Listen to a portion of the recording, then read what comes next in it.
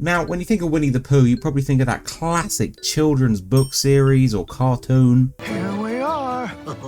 Go on. Look inside. Oh.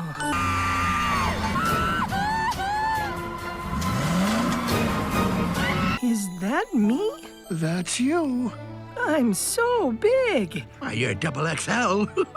Or you think of that infamous Family Feud answer. Real or fictional? Name a famous Willie. Willie the Pooh? I thought we should recap the first one, and it saves you watching it instead, so you're welcome.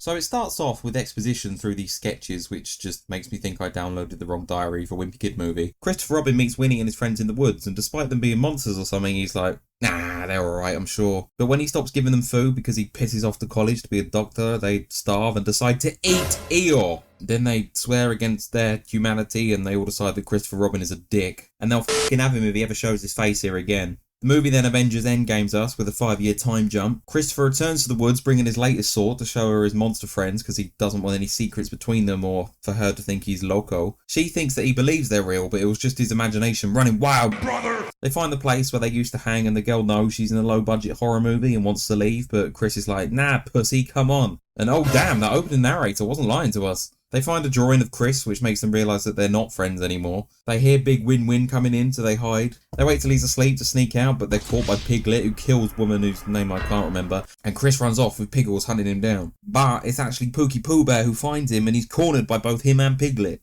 Now, you can argue that this was a move made because it's more scary, but we all know it's because they had zero budget, so we only see this through sketch drawings. And they cook Christopher! Oh my god! And then we get sort of unnecessary opening credits, to be honest. And it's just loads of news reports saying things like, don't go down to the woods today, you're short for a sighting of a mutilated body. Then one of the whitest women I've ever seen in my life is having a therapy session talking about how she's scared of everything in the world. She gives me the impression she's like that woman from the Catherine Tate show.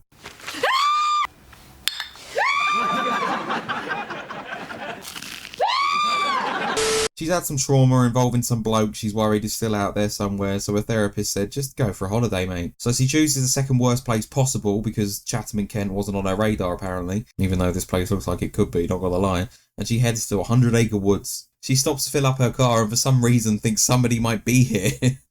I don't think there's anyone here. Cue somebody being here and boom! Mr. Creepy appears, looking like Freak Show from Harold and Kumar. He states the obvious and is like, obviously there's no petrol in love, and she moves on.